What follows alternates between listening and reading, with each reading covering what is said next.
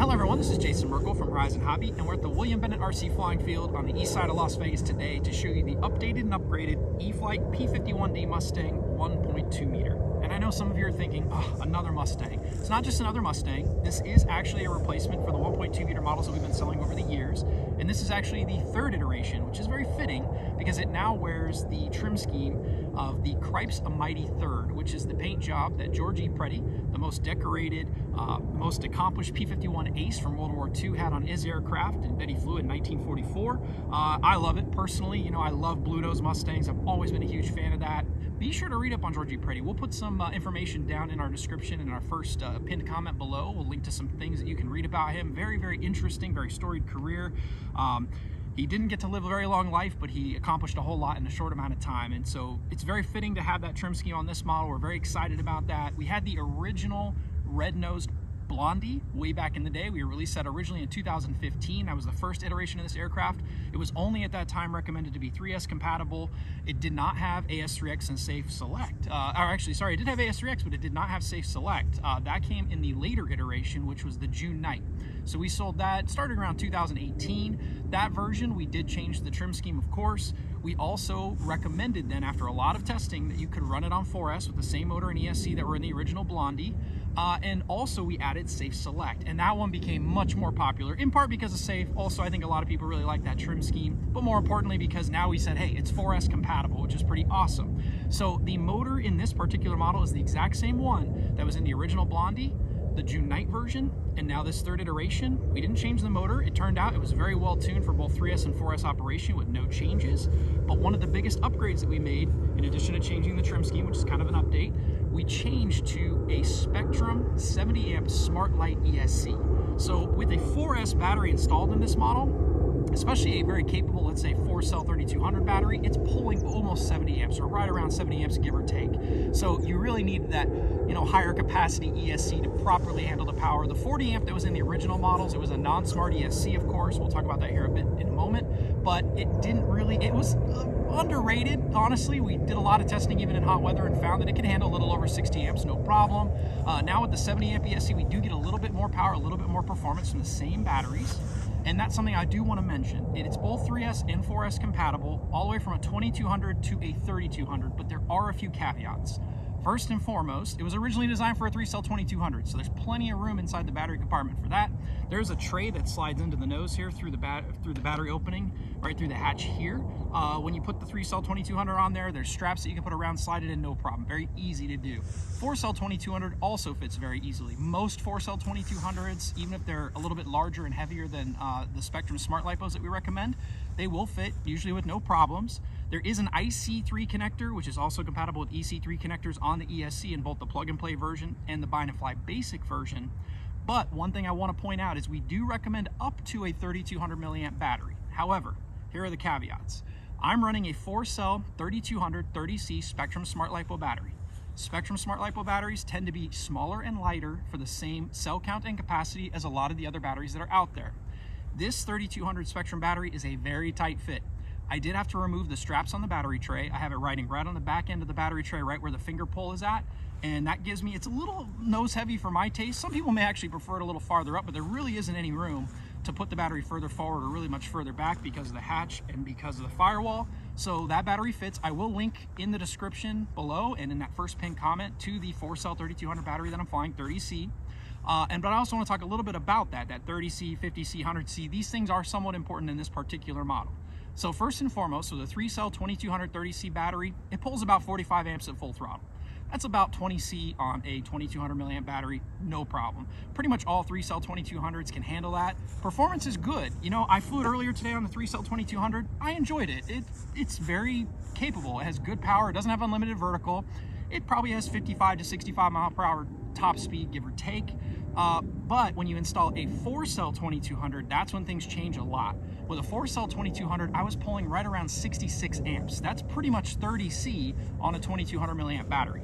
The Spektrum 2200 4-cell 30C battery that I was using was pushed right at the max. Now, when the battery's a little cold, like today, it's, you know, about 55 degrees, it was okay, but then a little bit early into the flight, it started to hit the low voltage cutoff. So I switched to a 2200 50C battery, and that had no problem handling it. A 50C 2200 can go up to 110 amps, so 66 actually pulled almost closer to 70 amps with that battery. It had no issues with premature low voltage cutoff, so it's very important to keep in mind. 3-cell 2200 30C, fine. 4-cell 2200 30C, maybe okay, as long as it's a good battery on a warm day. But if it's a cold day or if you have an older tired battery, you're gonna need a higher C-rated battery. All of that changes with the 3200. The nice thing is, even a 30C 3200 can handle almost 100 amps.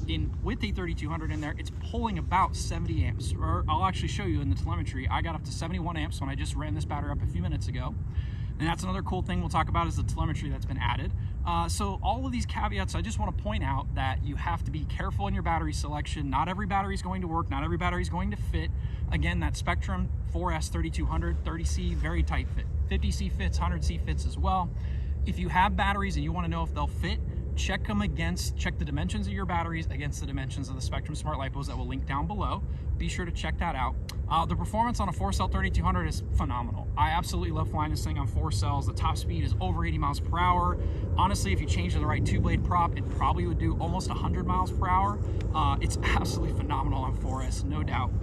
On the 4-cell 3200, I'm getting about 4.5 to 6 minutes, depending on how I fly, how hard I fly, if I do a little bit more throttling back. Some people are gonna get longer flight times than that. You, of course, can use your timer, or what I'm doing, which a lot of you are starting to get used to, is I'm using that smart telemetry that's built into the Smart ESC, going through, in this particular model, it's a bind-and-fly basic model, it has an AR631 smart receiver, and that is sending the battery telemetry back to my radio. And when it hits about 3 volts per cell under load, I'm getting an alert on my radio even before I hit LVC on the ESC. So even if my timer expires, I usually fly until I hear that low voltage alert on my transmitter. Then I know I've got about 30 seconds or so to land before I hit LVC on my ESC. And that's a really nice thing to have, because sometimes we fly a little harder, sometimes it's a little windier. So sometimes our timer doesn't allow us to use all the battery or allows us to use too much of the battery. So that smart telemetry is a really, really nice addition. So again, we get that from the Smart ESC. This is a Smart Lite ESC, so it does not have the third wire. It does give you battery voltage, the current draw of the power system, the temperature of the ESC, whether you're using a smart battery or a non-smart battery. The only thing that a regular full Smart ESC with that third wire gives you is additional data if you use a smart battery. Because of the third wire, you would get the temperature of the battery, the individual cell voltages, a couple of little nice things. Absolutely not necessary to enjoy, but having that smart telemetry is so nice on a model like this, because now you can check the current draw. All those numbers that I gave you guys earlier, that was by watching the data that was here on the screen, real-time telemetry. I didn't have a power meter plugged in. I just looked at the screen, plugged in a battery, and made note of those data points. And it's really cool to kind of have that feature. So you'll see up here on the screen, I'm not sure if you guys can see it there, but I've got my ESC status screen up, which has a battery bar at the top, my RPM, my total pack voltage, my motor current, throttle percentage, the FET temps of the ESC essentially. So a lot of really, really good information. Really excited to have that in this model. Nothing else really changed about this aircraft. This airplane flies so darn well, we didn't have to really fix anything. Now, I've been flying for over 30 years now. I've flown a ton, dozens of P-51 models, from ultra micros to giant scale. My first low-wing aircraft was a Dynaflight Fun Scale P-51, 40 sized, way back over 30 years ago. It was a little bit larger than this, and it weighed almost twice as much. It was not a particularly light flying aircraft. This airplane flies much lighter, much easier than that airplane. This is honestly one of the best P-51s I've ever flown. The 1.2 model, this one, and the 1.5 meter model are by far my top 3 of all time P-51 Mustangs. They fly amazing. So let's talk about your skill level that's required for this. If you're an experienced pilot, experienced warbird pilot, no problem. This thing is super easy to fly, easy to handle in the air, so on and so forth. If you're a lower skill, lower experienced pilot, if you've only flown a trainer, you're not really ready to jump into this. I certainly recommend a step in between, something like, for example, our T-28 1.1 meter, which is a low wing, warbird-esque model, tricycle landing gear, a little bit easier on the ground handling. That is a great kind of intermediate second step, next step airplane as we call it after a trainer. Then this would be a good first full house warbird. And I call it full house because of course we have functional flaps, we have functional retractable landing gear. So this is a 6-channel aircraft. It's got, again, all those full features. It is a tail dragger though, and that is one thing to watch out for. It's got the tail wheel in the scale location. So I will admit, that does make things a little more tricky on takeoff and on landing. We're gonna talk about that here when I fly in a minute. There's a couple tricks that'll help you with that, but there is a learning curve associated to that. And that's why this is actually a really good first you know, full house and tail dragger warbird. But again, it does require a little bit of extra experience, a little bit of extra skill that you would hopefully acquire after mastering your trainer, mastering your next step model. Of course, we do have the very popular T28 1.2 meter, which is a tricycle landing gear, also full house T28. That's a great first low wing full house warbird as well. The catch is it's not a tail dragger. We do also have the Corsair 1.2 meter. That one is definitely a little bit even harder yet to take off and land because of the landing gear stance and so on and so forth, the torque of the prop. So I would recommend this if you want to get to a Corsair. Ultimately, I'd start here. Of course, there's always a P-47 is another great one that's out there. You know, if you guys would like to see us bring back the very popular back in the day E-flite P-47 1.2 meter, leave a note in the comments. I think there's a good chance we'll bring that one back. That would also be a great first low wing full house tail dragger warbird. But this is a really great choice for a lot of pilots.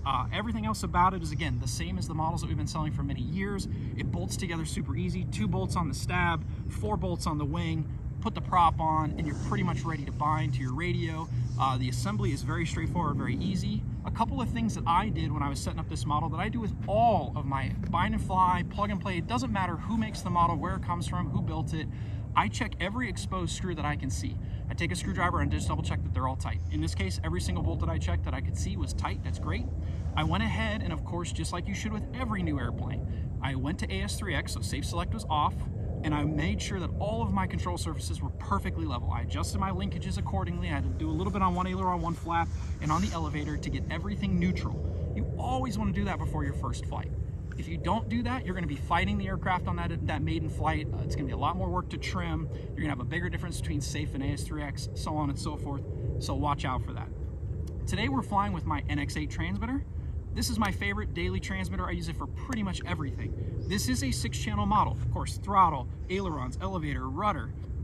Add in the landing gear channel 5, the flaps are channel 6. If you want to use Safe Select, if you have a 6-channel transmitter, you can combine the flaps down to turn Safe Select on. Flaps up, safe off. The manual covers that.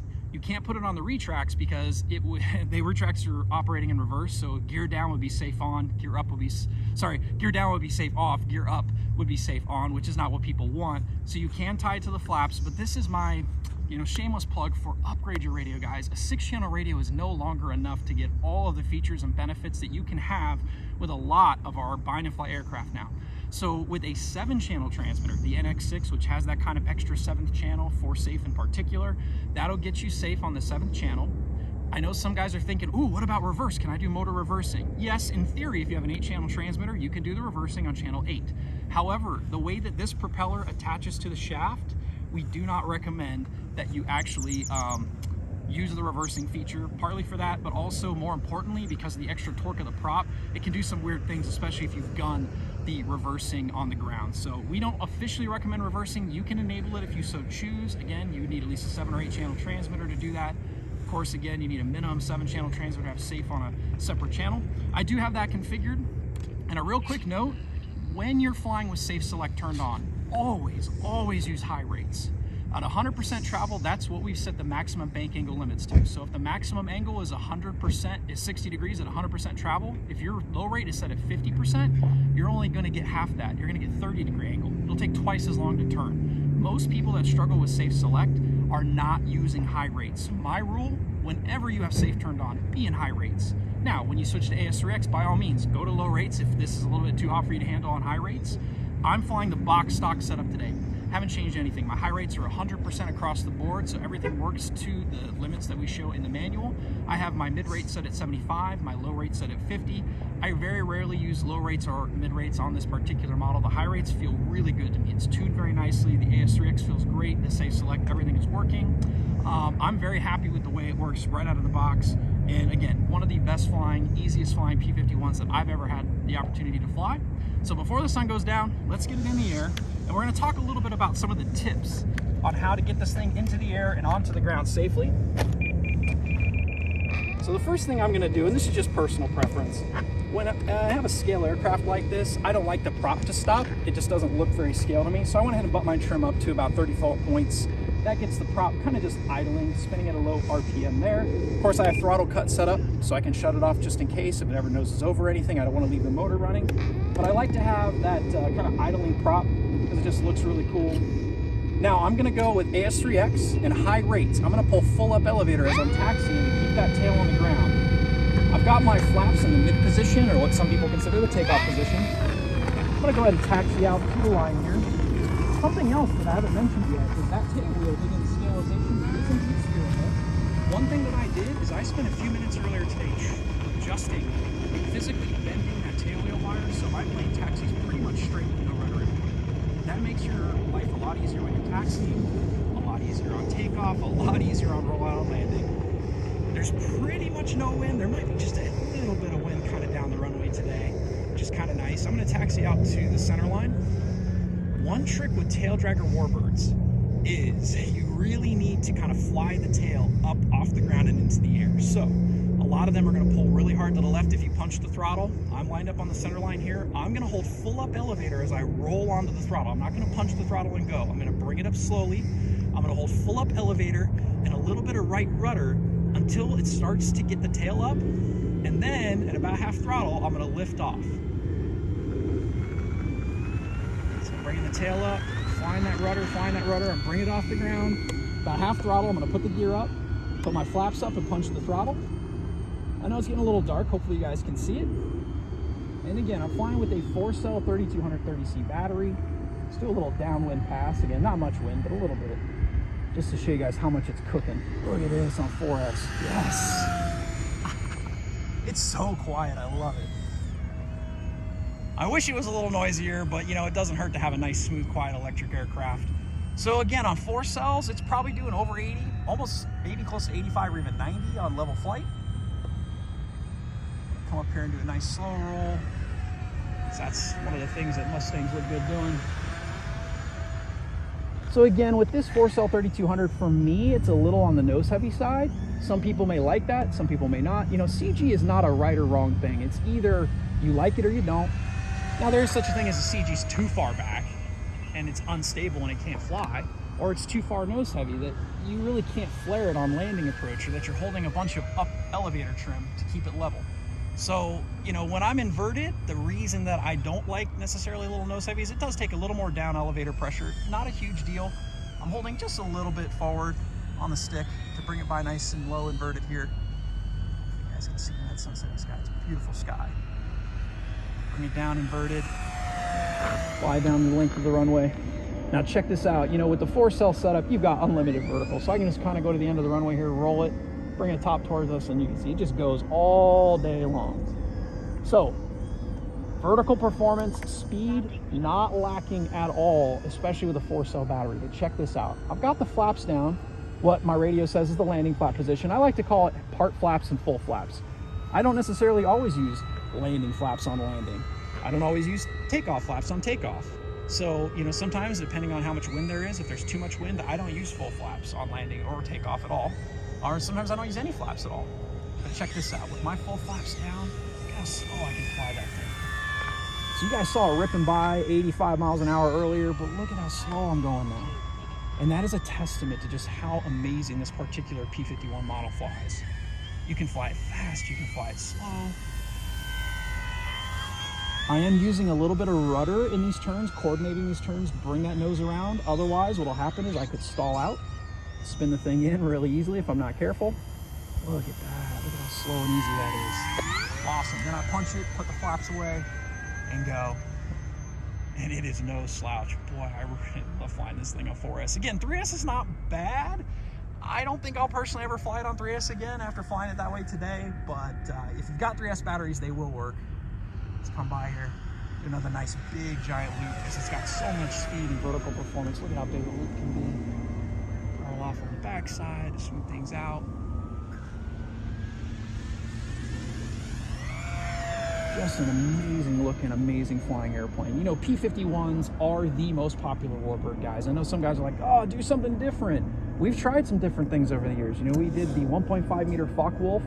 Doesn't sell after 2 years anywhere near as good as the P-51 1.5 meter did. We did the P-39 Air Cobra 1.2, which is one of my all-time favorite amazing flying airplanes. It was unfortunately the least popular of all the 1.2 meter models we sold, and that was really sad because that was just a really great flying airplane.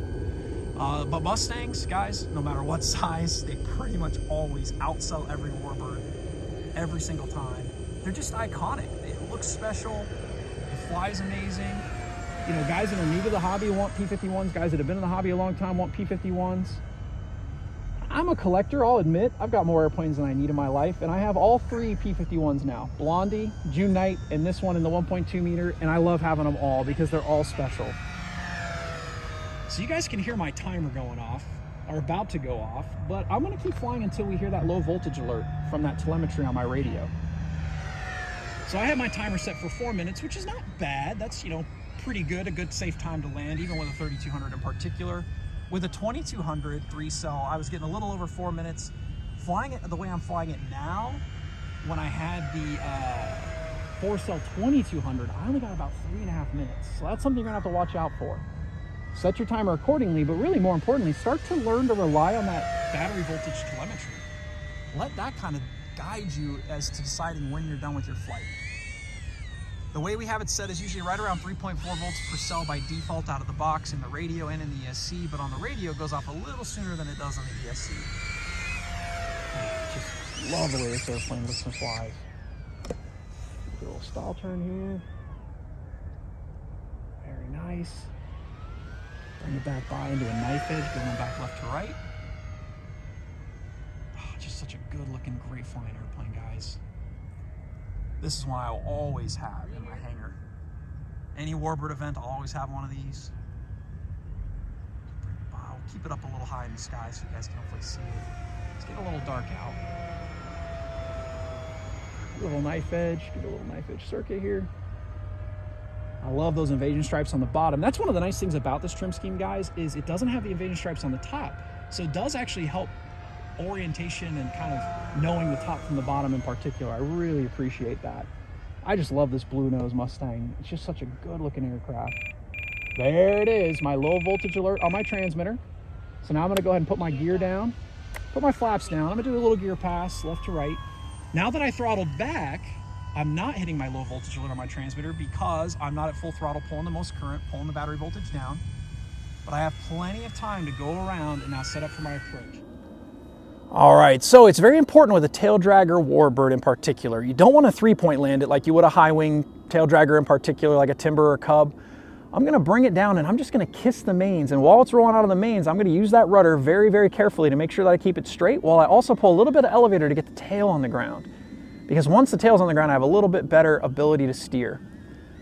So I'm bringing it down, I'm carrying a little bit of throttle, keeping it relatively flat, coming down nice and easy, gonna kiss those mains. While it's rolling out, I'm giving it right rudder right now and I'm pulling full up to kind of get it down onto the ground so it does kind of roll in the direction that I want it to go rather than kind of ends up on a wingtip or goes to the left when I really want it to come to the right. And there you guys have it. The E-flite P-51D Mustang 1.2 meter. It's been updated and upgraded. This latest kind of third iteration is our best yet. Very excited about this. Be sure to check out the links in our description below in that first pinned comment with some more information on the pilot of this particular aircraft that we modeled. Be sure to check out our website and some of the other videos that are linked as well. Thank you.